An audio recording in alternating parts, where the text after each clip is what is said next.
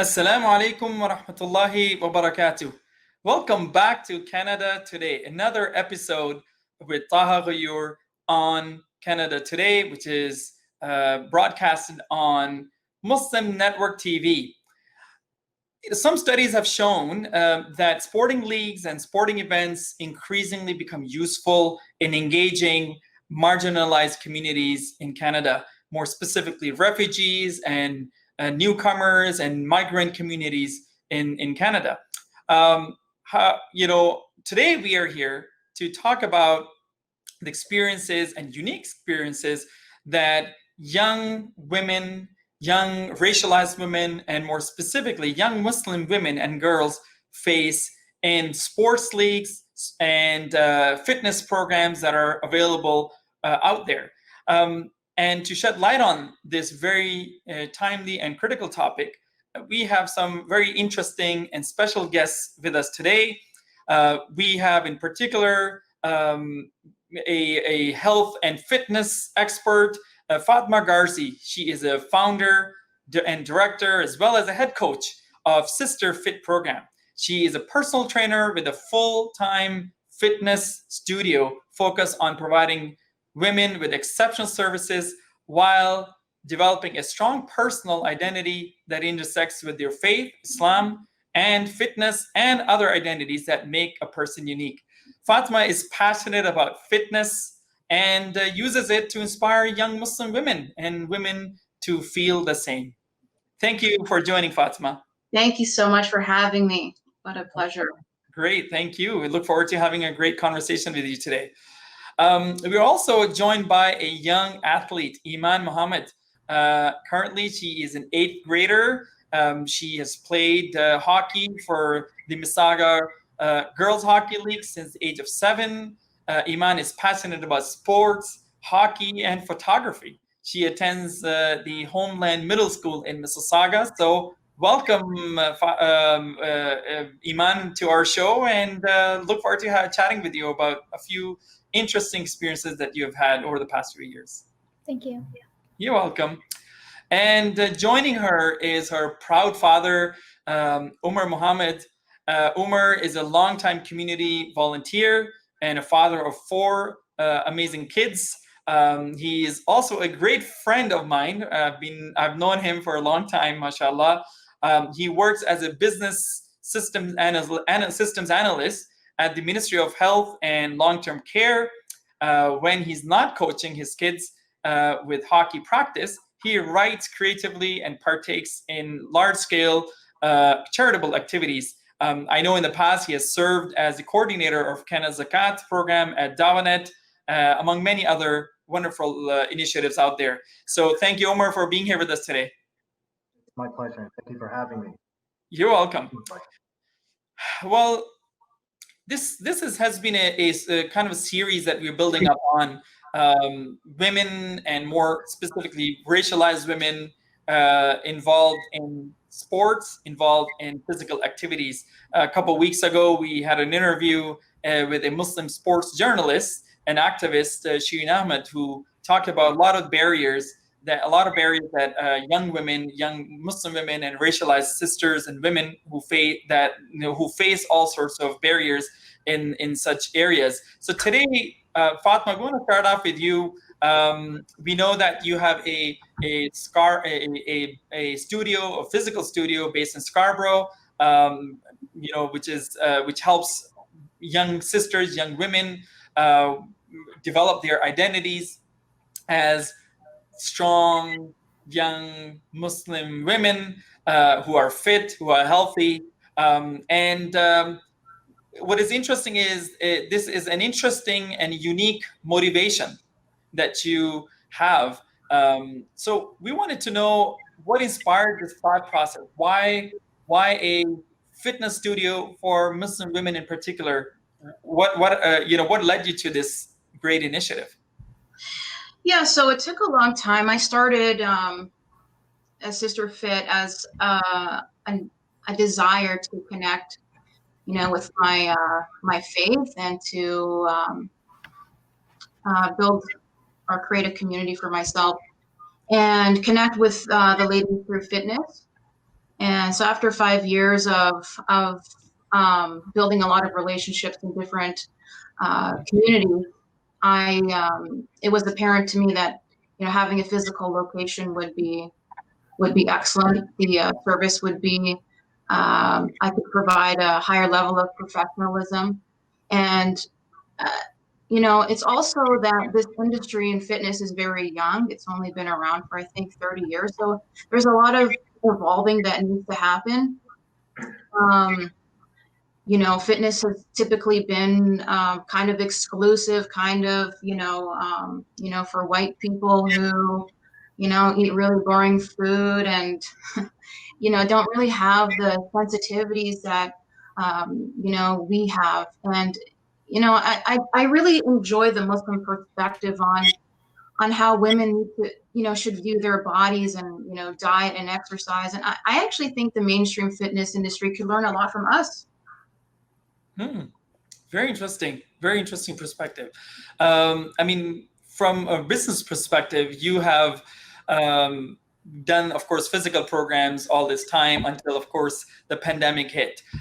So, first of all, how has the response been from young Muslim women to your fitness programs before COVID-19? And ever since, of course, things went virtual with your Connect Fitness program, virtual program that you launched. What kind of response have you gotten from young people, not just young, but women in general, in the communities that you're serving? Mm-hmm. Well, the community that comes to the Scarborough location is definitely different from the communities I was serving before, because we play music and stuff like that, and it's a different vibe. Some women don't really like that, so it's definitely attracting a bit of a younger crowd, typically between 20 and 30. And, it was really generating a lot of momentum. It was really exciting. And obviously not just for my business, but for a lot of other businesses, but especially fitness. COVID-19 really, crippled us. But luckily, I was able to do some Zoom classes, and I'm actually able to open now with some restrictions. So, slowly but surely, I'm very optimistic that things are going to gain traction again, inshallah. Inshallah, that's great. So, Iman, let's talk about the pandemic. Let's talk about summer. Let's talk about boredom. Let's talk about all the things that young people, of course, are facing. In fact, adults are facing as well, unfortunately, over the past few months. School's is out, and you have, of course, a lot of time on your hands. I'm wondering, what have you been up to, and how are you keeping yourself busy? How are you keeping yourself fit over the past couple months? Well, at my mom's house, I try to go for runs or walks, usually every day. And I play Foursquare with my brothers there too, and my siblings and stuff, which is pretty fun. And sometimes we'll play tennis occasionally if the court's open. And at my dad's house, I walk with my sister to Tim Hortons usually, like days or this. Yeah. That's a good motivation to walk. Yeah. Well, no, that's good. I mean, you are definitely keeping yourself busy. That's great and productive, hopefully. So you have played hockey. Tell us a little bit about, mashallah, you've been involved with Mississauga Girls Hockey League. So first of all, what is happening to that league at this point? I mean, is it going to reopen, and have you been recently involved with it? Tell us a little bit about that. And then we want to hear about, how long have you been involved with all this? Well, I've been playing since 8 or 9, I believe. And, I haven't played since COVID, obviously. But I do try to, because we used to have a hockey net here, so I used to shoot some pucks or whatever. But yeah, obviously, if I haven't been able to get in touch with hockey for a while now. Okay, so tell us, when you got involved at the age of 7 or 8, playing hockey, what kind of league were you in, and how did you progress? And it's been now several years since you've been playing. How has been your experience ever since you started? Just walk us through when you joined and where you are today. So I first started at the first level, obviously, which was Tyke, and I was put in the Clarkson League, I believe, which was an all boys hockey team. So it was a bit harder for me to adjust. And I was obviously like looked at different because I was the only like racialized person there and female. So it was hard for me to play with them a bit, I think, and practice. But that was just 1 year, right? So the next years for hockey, I went to MJHL, and it was all female, so I had a better time, I believe. Yeah. Oh, okay. That's great. Well, let's talk to your dad about the hockey experience. I mean, you have been a hands-on father for a long time that I know of. Mashallah, you have always been very involved with your kids, and especially their fitness activities. So, from your perspective as a hockey dad, what's the status of sports league today? And from your own experience, I mean, what have you felt in terms of accessibility of young girls and young Muslim girls over the past few years? Accessibility to, of course, such programs and such hockey leagues and such sort of professional sports for young girls, and more specifically, of course, ethnic people, girls of ethnic backgrounds, specific ethnic backgrounds, and of course, being Muslim on top of that.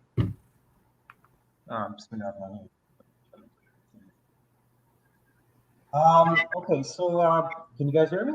Yeah. Okay. So, like living in Mississauga or even Peel, Halton, wherever in the GTA, there's a lot of,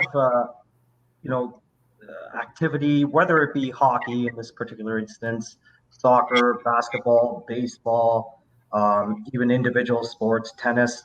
And you're seeing that quite a bit. Maybe not with COVID, but with the seasons, winter or summer.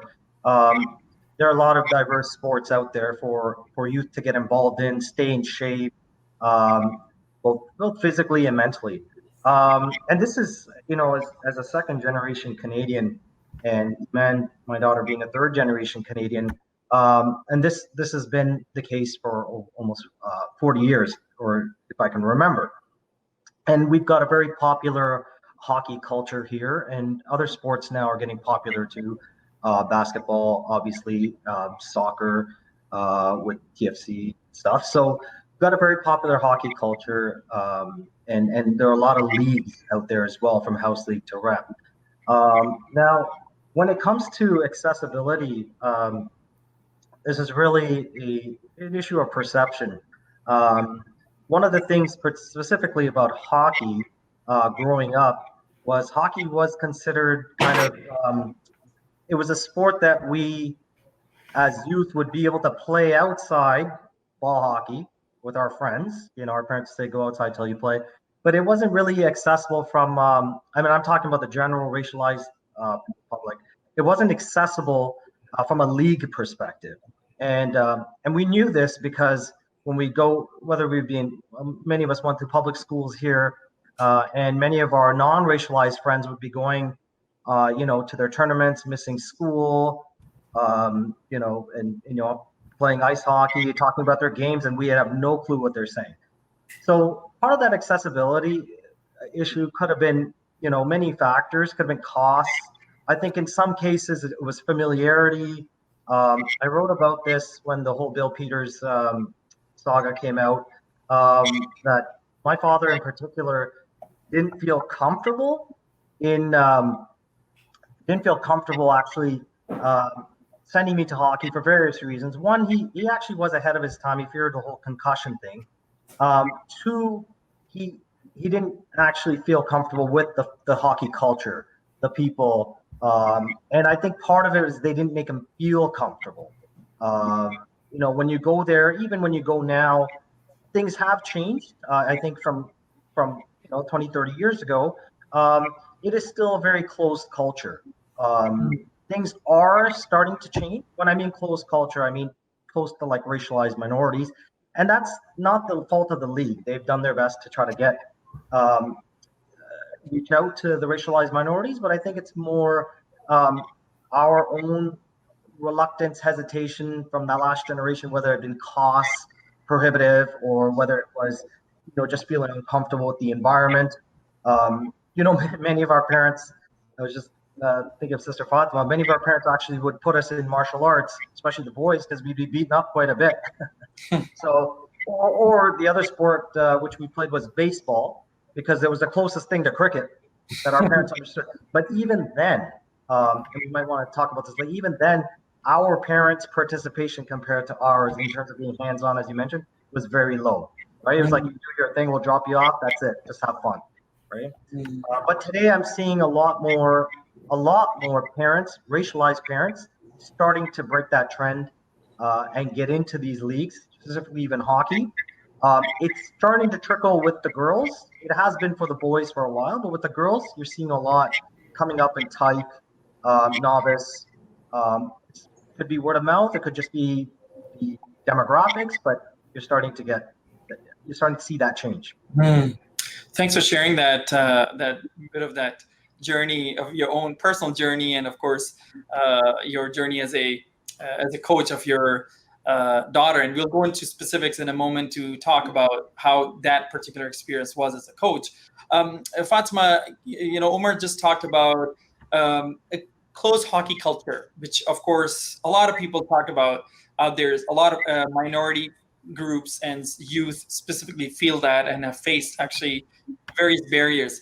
I wonder if you have in your own profession before you started this program, for you, were any of these barriers actually a motivation for you to start your program catering to women, Muslim women in particular? And what kinds of barriers were they, if you actually faced, or if you notice, or you yourself experienced as a martial art or fitness expert, basically?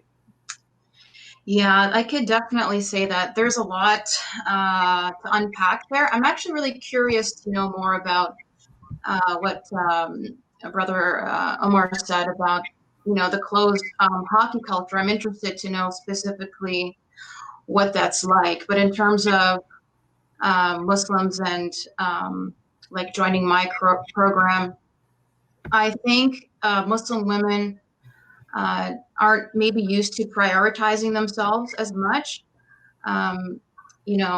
So the other things like, that women face maybe with my particular sport, which is boxing and martial arts, is has to do with a lot of aggression and, kind of deep misogyny that lies within our society, and, teaching women to really channel a different part of themselves. So, yeah, I'm interested to learn what specific cultural barriers Brother Omar is talking about with hockey. Yeah, and actually that was my next question. So thanks for asking, Omar. You did mention, when you mentioned it's a closed culture. What did you mean by this when you say it's a closed culture? Yeah. So part of this had to do with the familiarity with the game. Like if you're at a game as a parent, specifically as a parent, I'm not talking as a coach. I'm going to take my coach hat off. If you're there, you're sitting with the parents, other parents in the stands, it's going to come up, right? Some of the lingo, some of the idioms, even like watching professional hockey, right? Talking about last night's game. So if you're not familiar with that, you're going to be uncomfortable. And I wouldn't say that's a closed culture per se. It's part of it, and it's something that's not done deliberately. But it's just natural that when you have people who have their sons or daughters in hockey, that they're going to talk about that. Although I will say some of that is perception. We had 1 year I coached my son, and we had a foreign student from India. Sorry, not a foreign student. His father was working on a visa here, and he put his son from India, and he put his son in there as a goalie.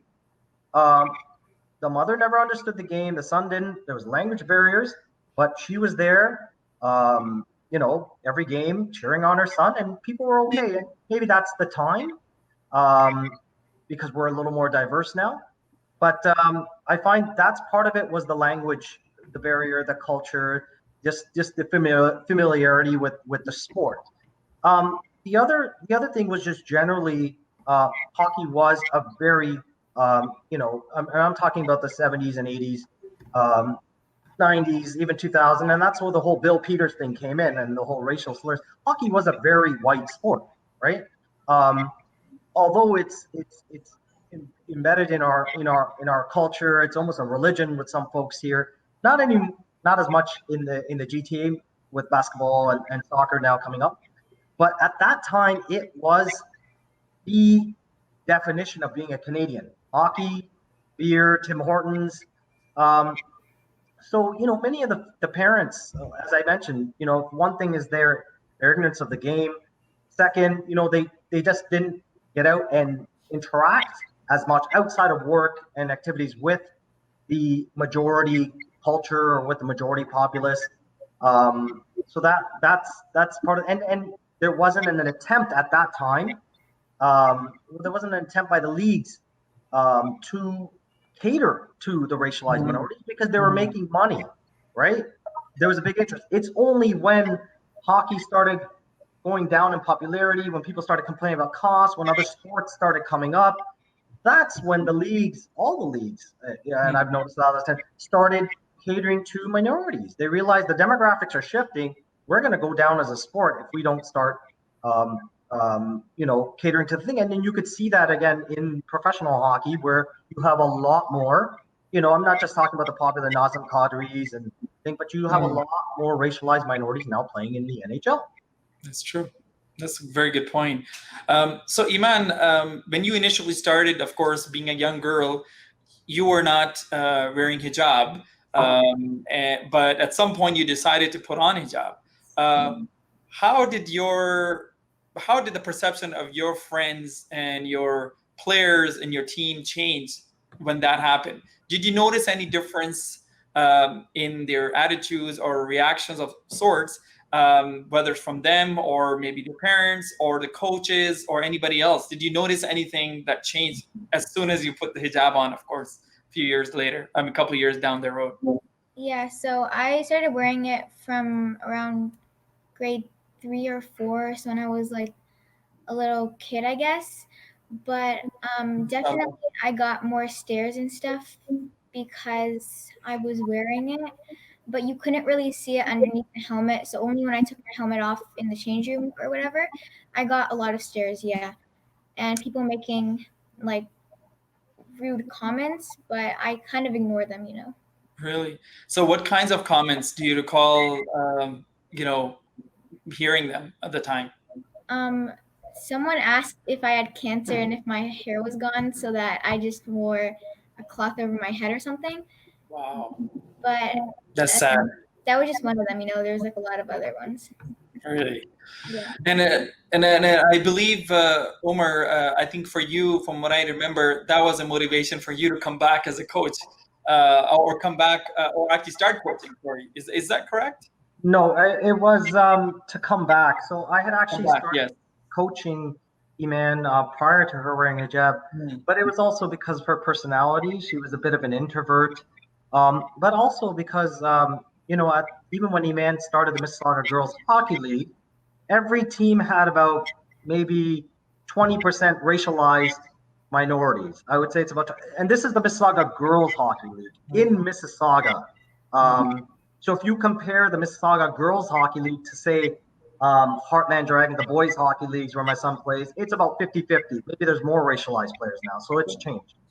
The Girls Hockey League at that time, when Iman started playing in 2014-15, actually no, around 14-15 with the Girls Hockey League, it was still about 80 to 90% white. So Iman had a very difficult time adjusting from that perspective. And obviously she's a natural introvert. So that's when I decided to coach her and get on the ice with her and practice and just try to get her, more comfortable. It was already difficult, as I recognized, for her to play as a racialized minority, as an introvert, as someone who's lighter in weight, and as Sister Fatima mentioned, it's something to also get the girls more in shape and just more confident. And I found that her confidence definitely went up. And then it was just a couple of years after that when I had stopped. I was focusing on my son. She decided to don the hijab. That she mentioned that she was getting these comments from some of the players in the locker room, which we're not privy to on the benches. So that's when I decided to come back and help out. Interesting. And did you notice any change in perceptions ever since you got involved? I mean, as I say, if you're not on the table, you're on the menu kind of idea here. I mean, if that's the motivation, I mean, have you noticed you just being there helped perhaps shift some of those perceptions, and you just being there helped her also feel more comfortable, just because there was somebody there that she can relate to, she can talk to perhaps, and who can of course understand where she comes from. That's the most critical part. Yep. No, I agree. I think it was both.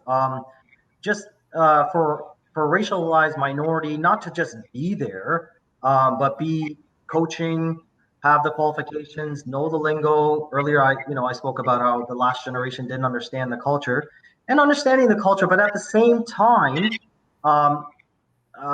being able to balance, the hockey culture with our own identity.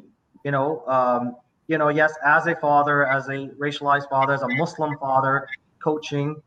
I was well aware that there would be eyes on me, and because it's not, at least at that time, it wasn't the norm. So there was sensitivity around the fact that you're just coaching girls in general, right? The age 9, 10. That's a very tough age because if you're familiar with the girls hockey league, they're very strict. They don't have as many female coaches. A lot of them end up trainers because every team needs a trainer. So still a lot of the coaches are male, and there's already sensitivity around male female interaction.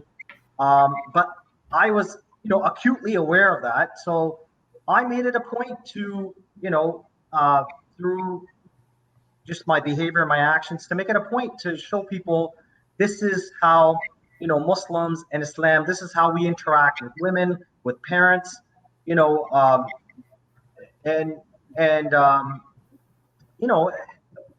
the league went around, from start to finish, people's perceptions generally changed. They never saw us as, at least when we're in the rink, they stopped seeing us as, just token racialized minorities playing hockey, but more, we're just like them, trying to keep our kids active, trying to keep our kids stimulated, and make them enjoy what they're trying to do and be involved parents, right? But it was a difficult journey. It wasn't something easy. It was very difficult. There were a lot of harsh judgments in the beginning. If you make a mistake, you're under the microscope. So if you make a mistake, you're judged 10 times harder than, if they're generally familiar with you. But I noticed the color blindness generally, as we progressed over the years, that's generally gone away. And I feel that as more and more people get involved in sports, whether it be team sports like hockey or even individual sports like kickboxing, especially more girls, Muslim girls, these stigmas will all disappear. Well, thank you for being there. I mean, it really does come down to, at the end, it all comes down to engagement and involvement as parents, as young kids, and just, paving the way for others, because you never know who else may get inspired because of you, and for whom you may be able to open doors in future. So this is great. Thanks for doing that. Well, Fatima, we were just talking, Umar just talked about benefits of getting involved in sports and in fitness programs. I mean, what kinds of benefits have you seen, and would you like to share with us and with our audience, especially with young girls and women in general, that programs like yours offer? What have you seen? What kinds of improvements have you seen in their emotional, physical, mental, social, even health when young people and young women get involved in sports in general, and more specifically kinds of programs that you offer? Yeah, that's a fantastic question. I'm intrigued, by the way, about this hockey thing because I always wanted to play hockey, but my mom was always told me it was too expensive. So, she put me in soccer instead. But I think that's what makes Sister Fit so important for Muslim women is because, those questions that you asked me have a lot to do with a holistic approach to wellness and a lot of, deep health, which is existential, spiritual, emotional, relational. And a lot of those elements won't really be met in a typical gym where the culture is kind of exclusionary. But, in at Sister Fit, the women feel very understood and are able to really let those kind of let their hair down, so to speak. You know what I mean? So the benefits are massive. Imagine being able to transform your whole life and take control of your life and your health. I mean, I could go on. I'm sure everybody knows how important health and fitness is. I mean, there's really nothing more transformative you can do for your brain. So having it exclusionary is a real shame. Hmm. Have you noticed one of the things about sports and especially fitness programs, of course, and exercise programs is really the idea of self-control, the idea of you, as you were talking about, taking really control of your life, and it sort of goes beyond just your physical strength and controlling and overcoming a lot of your physical weaknesses, but it goes really to your mental and emotional health too in a very positive way. Could you speak to that a little bit? How it transforms. You were talking about transformative power of sports and fitness programs. Can you speak to that a little bit more? Absolutely, because it's a lot of self-reflection. For example, if you're an athlete and you don't perform well, there's reasons why you didn't perform well. You have to look at what happened the night before. You didn't sleep well, you didn't eat well, something bothering you emotionally. So uh, all those things really present themselves very obviously when it comes to physical performance in your body that sometimes you can hide very easily um, without looking and self-reflecting. So your body doesn't lie. What's happening, what's going on in your body tells a lot of truths about what's going on in your life. So, you might spend an hour in the gym, but then, the rest of the time is about you getting your life together and self-reflecting. So in that sense, it's very transformative. Well, thank you for sharing that. I was curious, Iman, when you're growing up and you're, mashallah, still growing, the friends you had around you, were majority of friends like you who loved playing, who loved getting physically involved, or were they the type who would sit, I don't know back then what social media you guys were on, but whether it's Instagram now or TikTok or Snapchat or 10 other new platforms that I can't probably even pronounce. Uh, you know, I was curious, were you surrounded by people who actually played and who cared about their physical fitness? Or you were the sort of an odd one out and you decided to do something daring, something different? Well, back then I was in Islamic school, so I was surrounded by people like me, which was good and stuff. But I was the only female that was actually physically fit, and I got pretty good marks in phys ed, I think. But now that I'm in public school and I'm around other people, it's harder for me to fit in, because it's hard to run with my scarf and stuff, and I have to pin it down and whatnot. And since I'm in gifted, it's obviously harder for me to compete with other people because my class is really competitive. But back then, I really did not have any other people who played hockey and wore hijab. It was just me, I think. Wow, that's amazing. That's awesome, mashallah. And Omar, I wanted to ask you, being a father, mashallah, of active girl here, and you have active boys, mashallah. Being a father of 4 kids.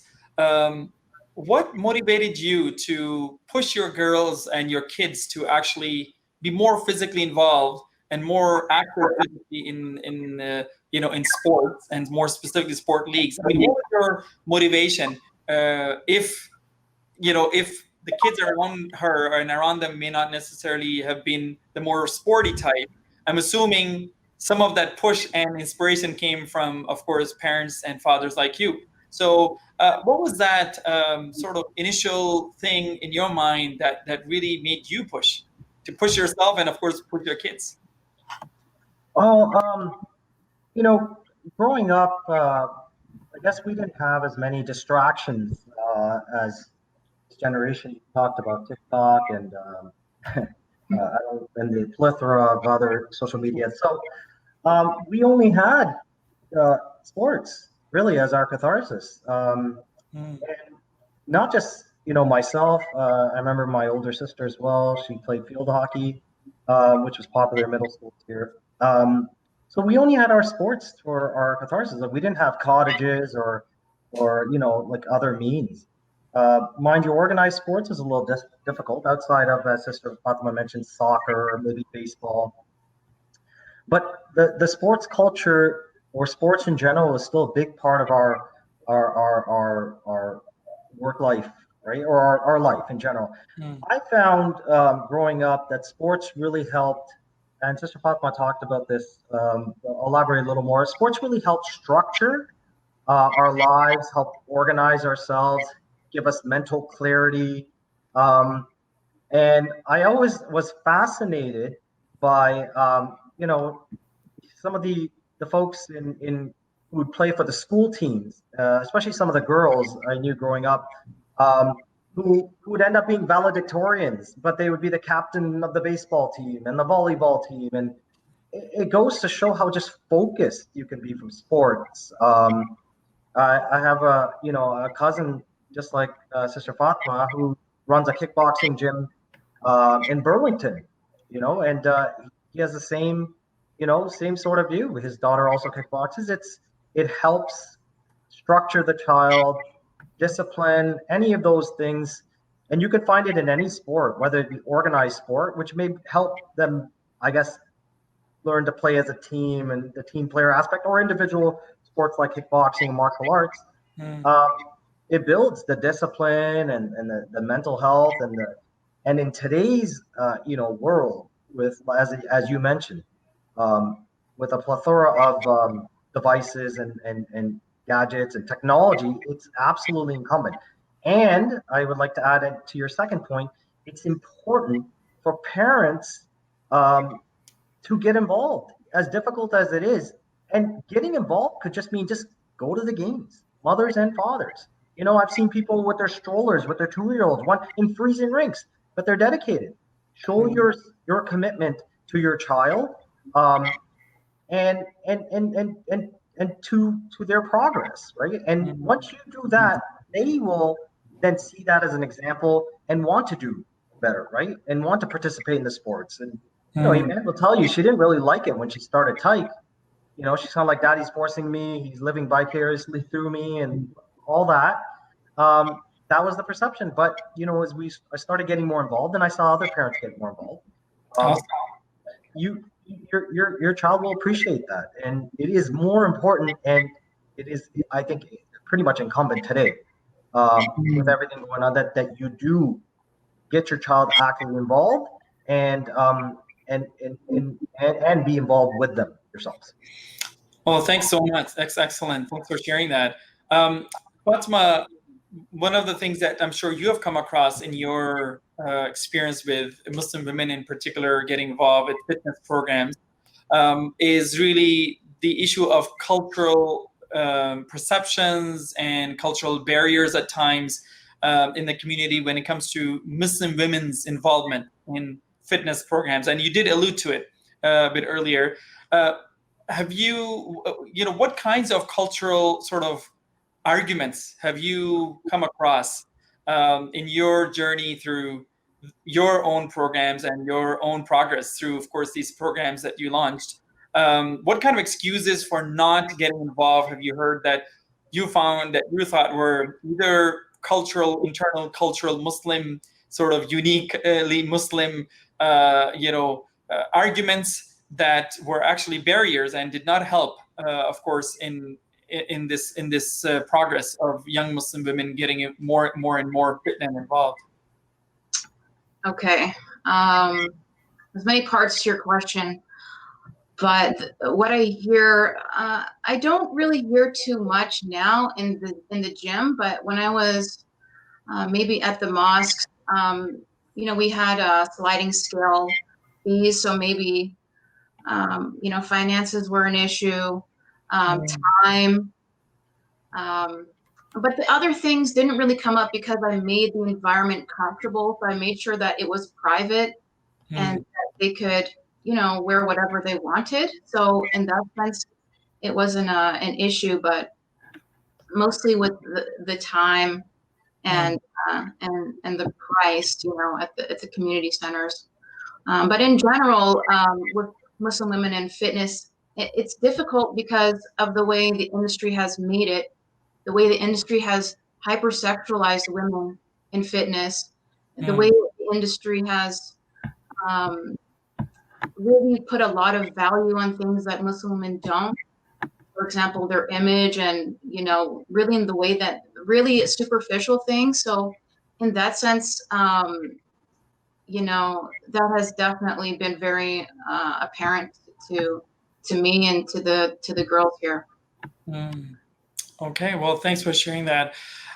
So, you have been, Iman, I wanted to ask you what, your dad talked about some benefits of, and actually both Omar and Fatima talked about benefits of getting involved in sports and the leagues and the fitness programs. From your own perspective, what were some of the positive things you saw? Maybe you thought it was a drag, you thought it was tough, and maybe, as you yourself mentioned, you faced some discrimination at times. You got all sorts of weird looks. But over the past, if you were to look at last 5 years of your hockey life or so, or any of the sports that you were part of, what were some positive things, if you reflect back, you felt that you could not have had if you were not actually involved in the hockey league or in any sports?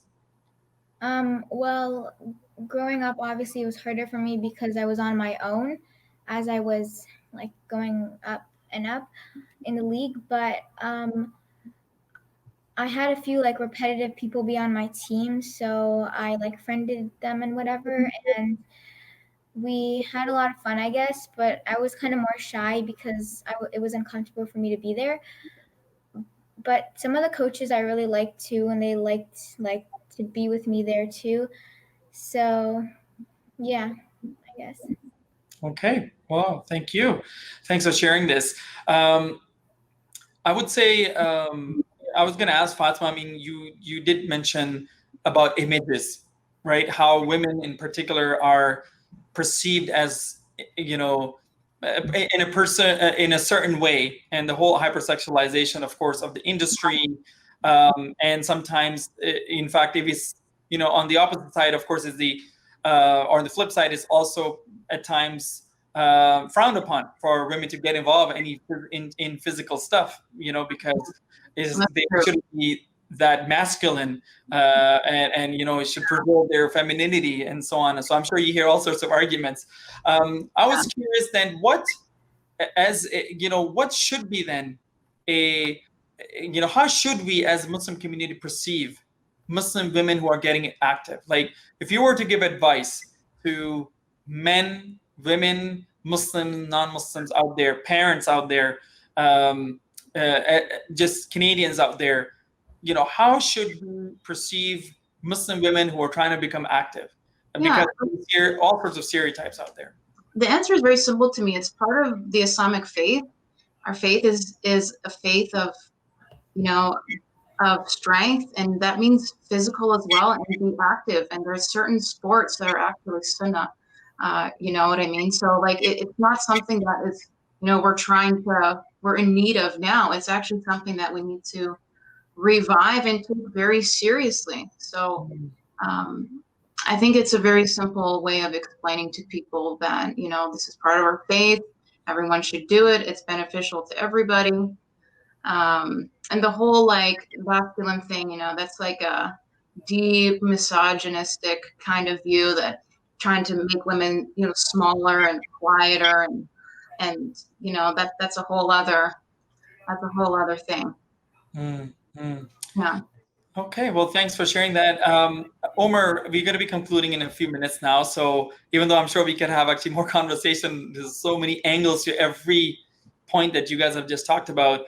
But I wanted to ask you, what advice would you offer to parents who have, of course, young kids growing up? Some of them may have potential in sports, and more specifically, young girls. What advice as a father would you give to them when it comes to helping them realize their physical potentials, helping them getting more involved in sports leagues and trying different types of sports out there? Yeah, I would give them the same advice that what I would say is, don't be impartial between your, if you do have sons and daughters, don't be impartial, right? The same level of enthusiasm and push that you're doing with your sons, do the same thing with your daughters. You may be surprised. In our case, I don't think my son can hear me, but I find that at least Iman is a little bit better than him, right? And as Sister Fatima mentioned, there's misogyny, and there is there is a little bit of a bias, and of course, specifically from our cultures, that's perpetuated. But that's even changing. If you look at, I didn't realize they had a Pakistani Muslim girls cricket team. They have that now, so it's slowly changing there. It will change here too. Now, Fatima talked about the cost prohibitiveness, and it's true. Like some sports, specific hockey, and other sports they can get expensive, but hockey is not the ends and means. This is not the point. Being physically fit can be done and through any realm or sport. And as Fatima mentioned, this is the sunnah. To be healthy, to be fit. We had Muslim women who were archers, who fought like Jad, like Nusayba, and these people had to have certain level of fitness. They couldn't just go in there. They weren't, just sitting, cooking and not be seen. And I think this perception, and it is changing, I find, with third generation, this perception needs to change with our Muslim fathers and mothers, right? That they should see no difference. And yes, there is, there may be issues with the clothing in certain sports, and of course that's another matter to be dealt with. But when it comes to athleticism and sport, you should see it no different than academia. You should not be just push our daughters towards academia. Our sons can play. Everyone has a right to, and they should. And as Sister Fatima said, it is their religious right, to be healthy and fit. And sports is the modern day way of staying fit, right? We don't farm anymore, right? This is what we do. Awesome. Fatima, would you like to share some advice for parents who have, young kids growing up, and especially girls? What advice would you give to them when it comes to, again, getting them more fit and getting them more involved in sports and athletic activities? Well, I really like what I've heard so far with Iman and her hockey, and it's not necessarily a bad thing that people are staring at you and giving you a hard time. That's part of life. It's going to give you an opportunity to build resilience. So if your kid is having a hard time, be there for them, but don't take them out. So I really like what I heard today. Okay, thank you. Iman will give you the last word today, almost the last word. So what advice would you give to your fellow, friends out there in school or family friends or even to parents when it comes to you, people like you, girls like you in your age who are racialized, who wear hijab or not wear hijab, who look different from the dominant culture, when it comes to their involvement in sport leagues, what advice would you give to young girls, especially like you? It was like I said, it was definitely hard for me, but I used that criticism and I learned how to become better in hockey. And I think it made me a better person. And I'm more, because I used to be really shy from the beginning of hockey, like I said before, but now I'm more confident and I will correct people who are saying incorrect things to me. So I think if you just keep working hard, you can get there. And yeah. Wow, that's powerful. Thanks for that very powerful words of inspiration for me, actually, and of course for those, especially young girls who are watching you today. I think will be really, really inspired. So, thank you once again to our wonderful panel today. It was amazing to hear different perspectives today from Umar Mohammed, my friend who is a business analyst with the government here, as well as, mashallah, a part-time volunteer and a part-time father and a part-time coach and a part-time whatever else out there, mashallah. And thank you, Fatima Garcia. Thank you for sharing your perspective, which was very unique. You are on the ground. You are dealing with young girls and young women and women of all minority cultures, and you are developing their strengths in ways that probably we cannot even imagine. And they themselves, the women and girls, would realize probably much later why program like yours is so critical and so important. And once again, Iman, you for your courage for being here today and for inspiring us with your story. And I really hope, and we all hope, inshallah, so for the best, wish you all the best with your sports careers as well as your academic careers, inshallah. You have a long way to go, and keep making your father proud, your parents proud, and everybody else in our community proud. Jazakumullah khairan. Okay. Well, with that, unfortunately, we're going to have to end. Thank you once again to our wonderful guests, Fatima, Umar, and Iman.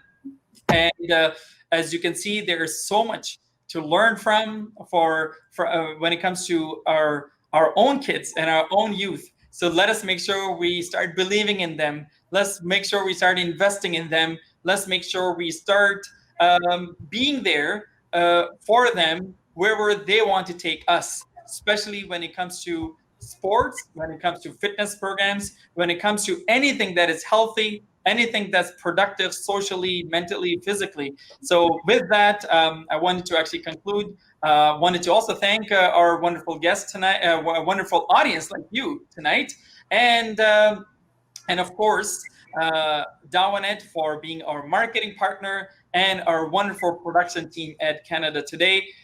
If you have a story to tell, please reach out to us. We want to hear your story and we want to share that story with the rest of Canada. So please let us know if you have a unique story to share as a Canadian Muslim. If you have anything you want to, inspire people with, please let us know and reach out to us. Once again, this is Taha Ghayur on Canada Today at Muslim Network TV. Take care, inshallah. Stay safe. Assalamu alaikum wa rahmatullahi wa barakatuh.